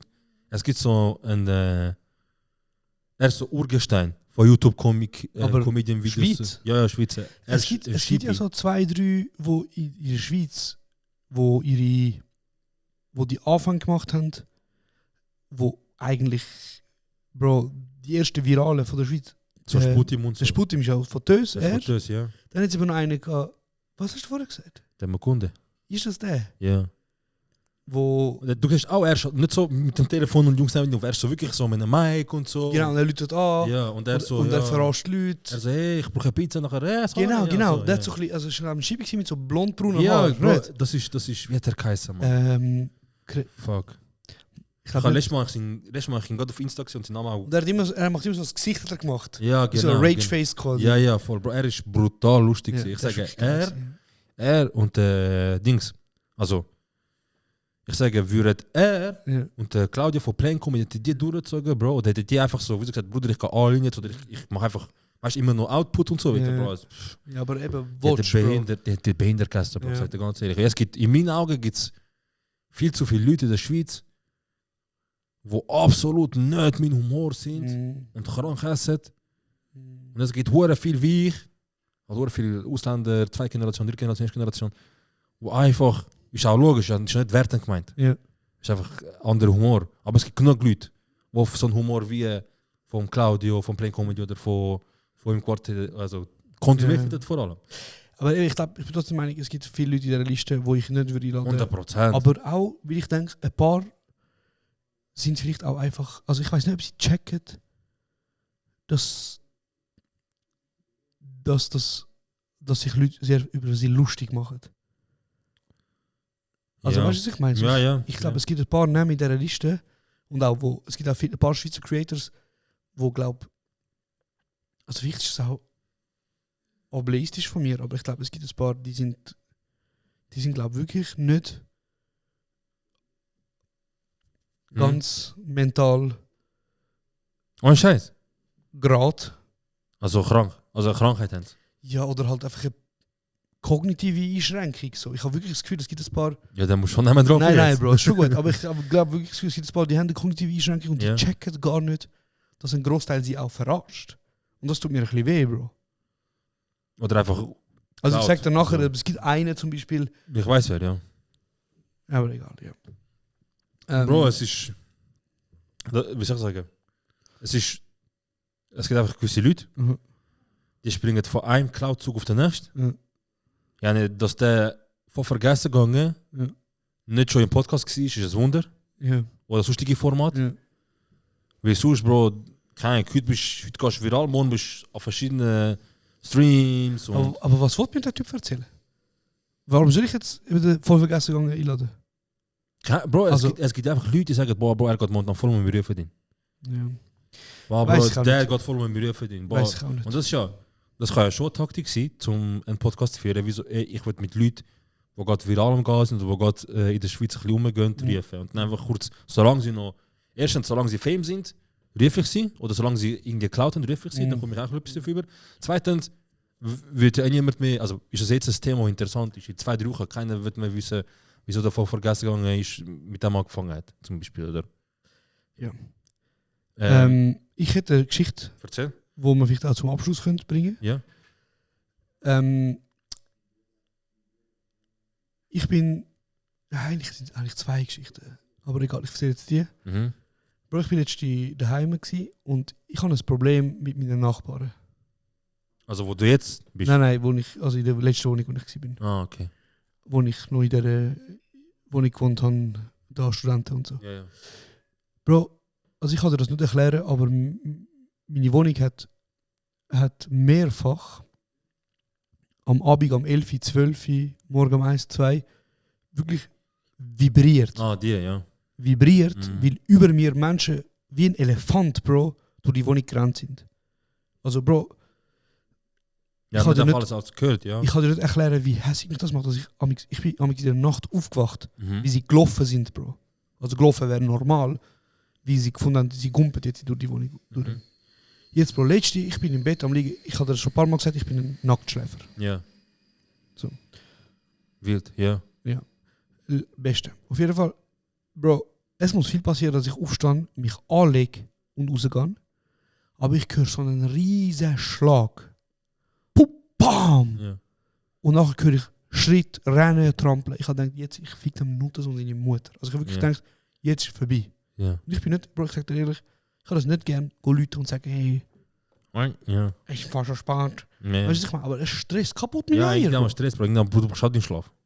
Ich kann mir sagen, ich kann ihn gut datchen, Bro. Ja. Ich kann mir einen schmieren. Ja.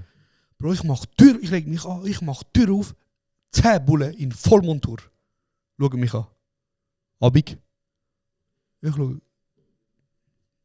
schau so links rechts. Ja, ich wollte schon auch sagen, der mit der so, Fick. so, okay, ich schau Türen, es ist gar nicht da oben, es steht gegenüber von mir. Hm. Türen mit Rambock, Ah, kaputtgeschlagen, shit, Bruder. Mann. Wohnung gestürmt, Bro. Boom. Ich schau über, ich sehe ihn dort so auf den Knüscher gsi oder ich weiß nicht, oder am Hocken, so am Boden. Wohnung wird auseinandergenommen. Ich so, tja, hey, viel okay, ja, Ja. schönen Abend. Du hast so gemacht, nachher durch Spion ein bisschen geschaut, wie so ein Pitch, Ja, ja. was passiert. Der Tee. Auf jeden Fall, Catchen, ja. auf jeden Fall, was hast du das Gefühl, was das Problem ist? Der gegenüber? Ja. Droge, Bro.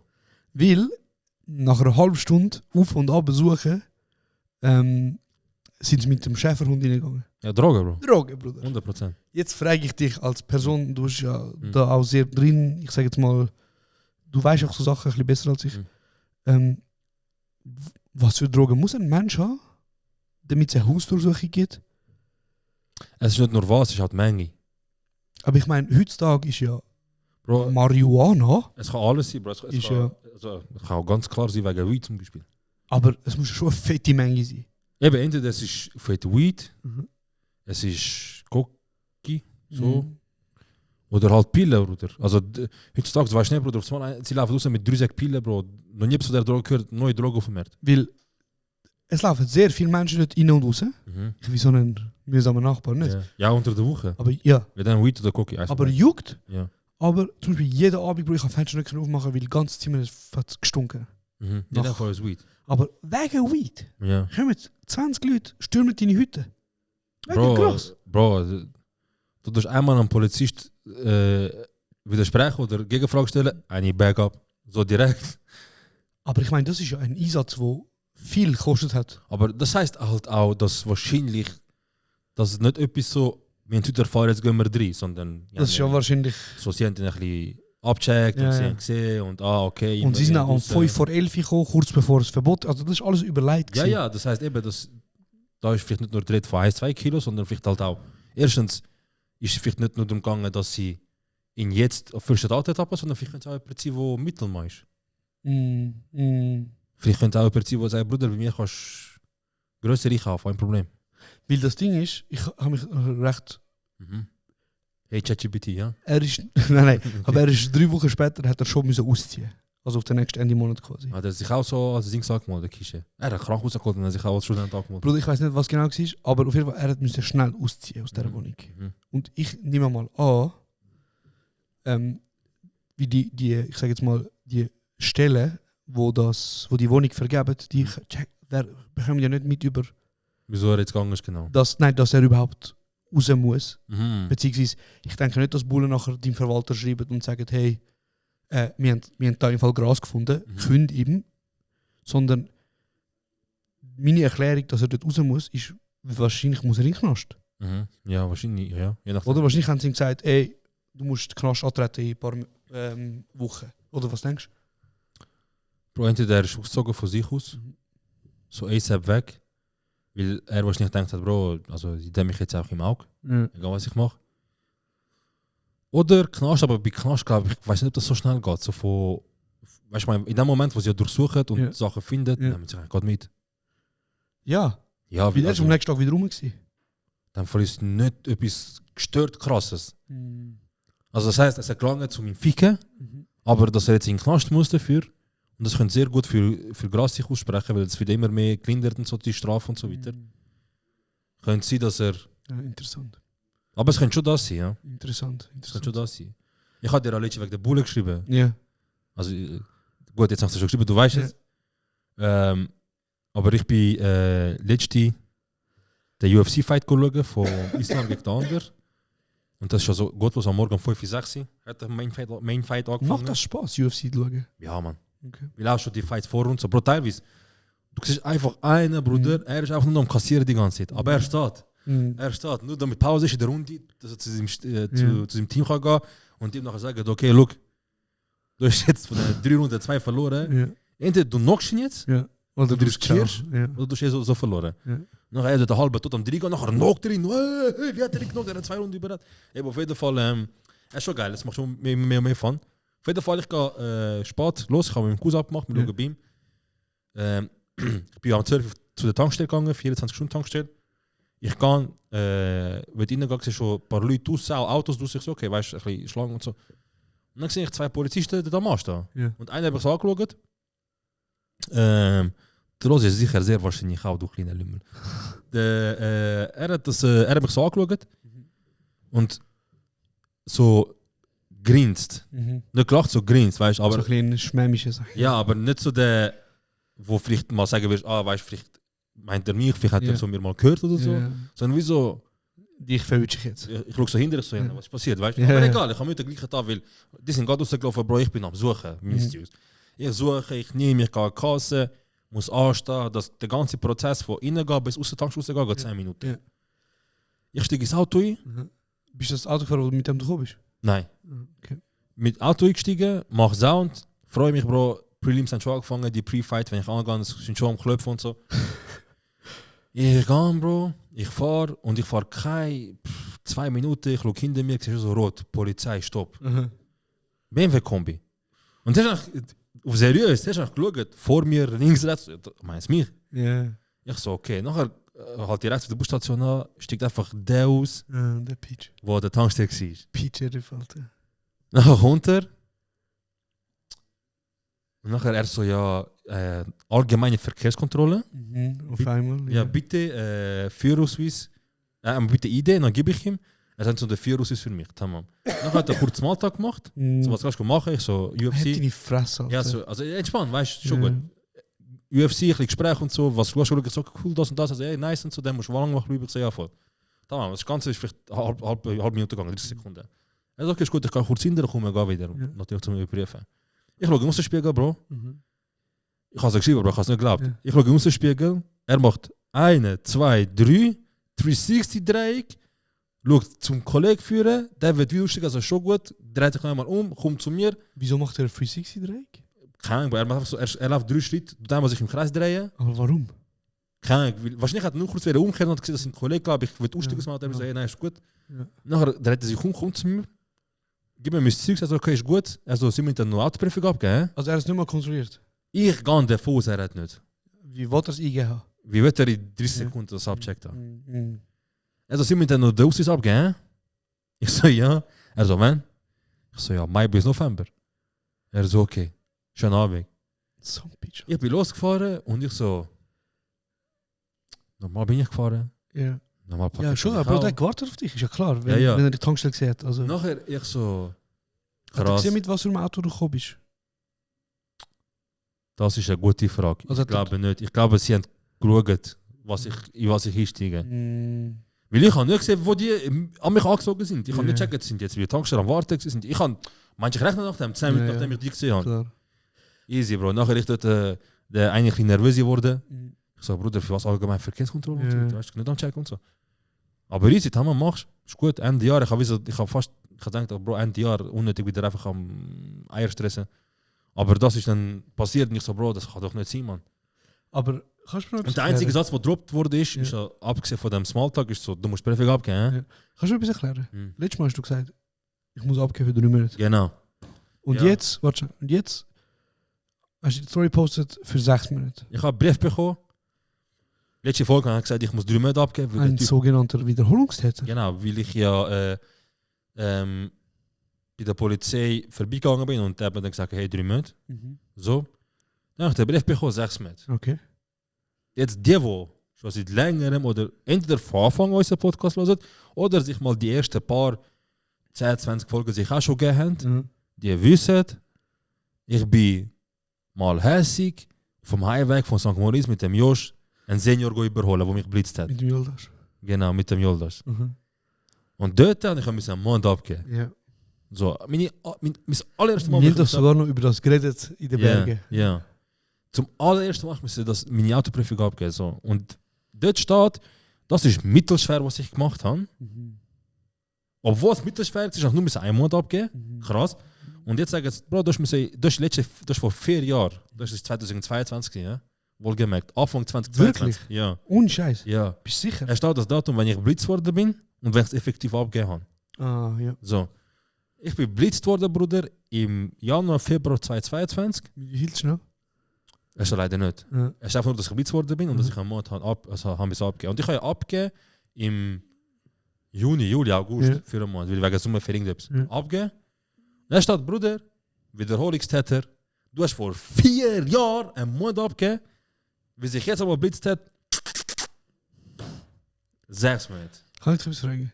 Wie fest schießt das? Brutal, du kannst dir gar nicht vorstellen. Weil ich weiß nicht, wenn du letztes Mal Zug gefahren bist, Bro. Ich überlege sogar, mich 3 Mal spielen, Bro. 6 Mal spielen, ich meine es ernst. Aber Bruder, jetzt mal ganz ehrlich, ich weiß nicht, wenn du letztes Mal Zug gefahren bist, Bruder. Ja. Und vor allem, wo du jetzt lebst. Ich habe keinen Bock. Also ich sag dir ganz ehrlich, Ich habe keinen Bock. Ja. Massiv unchillig. Bro, weißt du wie unchillig? Also ich will Weißt du wie mir unchillig? überlegen, einen Praktikant anstellen. Ich sag dir ganz ehrlich. Bro, ich habe wirklich überlegt, so, okay, vielleicht kann ich die eine, also das Gute ist, momentan ist so im Monat 2 Folgen. So, Bro, wenn wirklich Krise ist, einmal im Monat mache ich sogar den Uber. Ich kann dir gerade sagen, Oder- nach diesen 6 Monaten Ja. würde ich gerne eine Abrechnung sehen von deinem Uber, Ja, ich schwöre. Bruder. Und nachher reden wir nochmal über das Thema mit 300 Stutz für Freitagtasche oder... Okay, Tamam. tamam. Aber es schießt mich brutal an. Aber das Coole ist, Bro, ich habe die Story gemacht, Bruder, und die Jens, die kenne ich, geschrieben, Bruder, hast du das? Hast du das? Hast du Verkehrsrechtsschutz? Hast du Sie haben das? dir Hast du helfen. das? Ja. Bro, ich habe schon mal von einem Kollegen gehört. Mein Cousin hat so gemacht. Ich habe das geschafft. Man kann ja versuchen. Aber Bro, Ja. hast du es verdient oder nicht? Was ist deine Meinung? Abgehen 100%. Ja. Aber 6 Monate. 6 Monate ist schon behindert. Also, 6 Monate ist, das ist ja. Was heißt, wenn ich nächstes Also ich weiß Mal. nicht mal, wie viele Monate du noch hast, Bro. Weißt du, was ich meine? Das heißt, wenn ich nächstes Mal muss abgehen, dann ist so, ja, Bruder, was ich mache jetzt 2 Jahre. Und dann noch einmal so, Bro, Aber mach halt Bro, Prüfung warum neu. fährst du nicht so schnell? Das ist die Erklärung, die ich gemacht habe letztes Mal. Ich habe gesagt, Bruder, ich habe gedacht, 80er. Und will. Bruder, du fährst 80, du das. Ich bin heute mit dir mit meinem Auto gefahren, du bist mit ihm gefahren. Ja. Es war 60 gewesen. Mhm. Bist du 60 gefahren? Nein, aber ich habe mich im Tempo die vorne angepasst. Das spielt keine Rolle, Bruder. Ja, Bruder, Aber ich kenne wollte doch die wissen- Strecke. also, warte ja, schnell, aber ja. du tendenziell, du bist schon jemand, der Ja, aber ich weiß, wo ich und wenn ich kann. anscheinend nicht. Bruder, ich bin nicht dort hinten gewesen. Anscheinend weiß es eben nicht, Ich weiß- Bruder. Bro, ich sage immer noch, Ja. wenn dich ein Kollege schon 3 Stunden hin und 3 Stunden zurückfährt, 6 Stunden, die das einfach Leben einfacher macht und, und ermöglicht, dass du dabei bist, dann 1 Meter kann man überlegen. Also eigentlich hätte er ja müssen sagen, ich bin gefahren. Ich hätte gesagt, er ist gefahren. Ja. Aber das auf dem Bild, nein, schau jetzt, nein, Wow.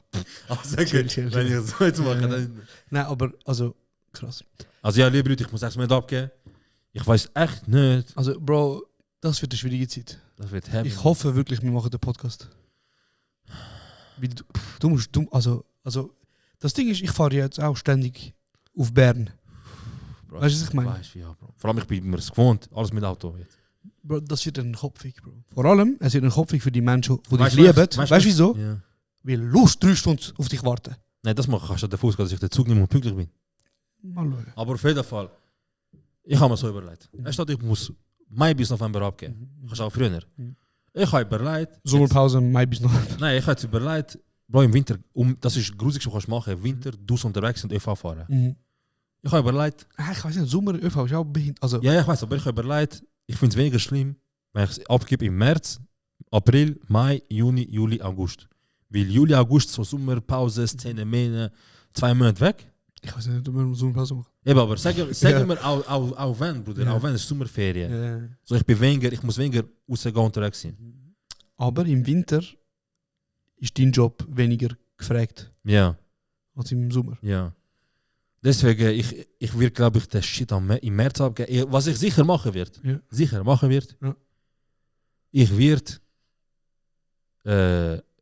Rekurs einlegen, Einsprache einlegen, mit dem Rechtsschutz. Nachdem du da laut im Podcast erzählt hast, ich habe das gemacht, ich habe das gemacht, ich habe das gemacht. Bro, und jetzt, der Sachverhalt ist, ich kann vor 4 Jahren für einen Monat abgeben. Ja. Wenn wegen dem nach 4 Jahren die nächste Sache, die ich muss abgeben, ein halbes Jahr dauert, Mach so weiter, du gibst den Schweizer Pass ab, ich kann dir nicht mehr ich sagen. versuch's, ich halte vom Laufenden, aber mich fuckt's ab. Ich muss 6 Monate abgeben, Bro. Es schießt mich, weißt du, wie mehr da. Checky. Hast du schon mal was abgegeben? Niemals. Krass. Niemals. Weißt du wieso? Ein weiser Kollege von mir hat mir mal gesagt, Bruder, wenn die Geschwindigkeitsbegrenzung 120 ist, fahr maximal 26 drüber. Maximal. Wenn es mich mit 146 blitzt, weißt du, was passiert? Ja, nur Bus. Nur Bus. Maximal, ja. Weißt du, wer der schlaue Kollege ist, Wer? wo mir das gesagt hat? Wer? Mit dem Credo lebe ich seit Sieht der Prüfung. Serhat Dersim Koja. Ome, ja. Hat mir das gesagt. Und seitdem, Bruder, ich bin nicht einmal mehr als 16 Bro, ich habe meine eigene Regel gebrochen. Bro. Weil, warum? Das Ding ist, ich bin jetzt von Metzingen da gefahren mit 160 Ja. an vielen Orten. Ja. Bis 180. Ja. Weißt du, wie es ausgemacht hat am Schluss? Wie viel? 3 Minuten. Okay, das ist schon wild. Ich habe das auch gemacht, wenn ich mit dem Shit gegangen bin. Und? Ich habe 20 Minuten gespart, Bruder. Ja, das haben du geschaut. Nein, Aber ja, Bro, ich sag ganz ehrlich. aber 20 Minuten Leben riskiert. Weißt du, was ich meine? Lieber gebe ich ihn 20, lieber komme ich 20 Minuten später an, als dass ich 6 Minuten muss den Lapp abgeben. Und mit dem machen wir fertig. Mit dem machen wir fertig, Bruder. Ich danke dir für das Gespräch. Ich danke dir. Ich danke euch für die Kommentare, die ihr hinterlasst. Ich danke euch fürs Zuhören. Danke vielmals. Bitte nochmal kommentiert. Wir haben wirklich Spaß daran. Es ist schön zurück zu sein. Und wir hören uns wieder in 2 Wochen. Yes, Mann. Wir lieben euch.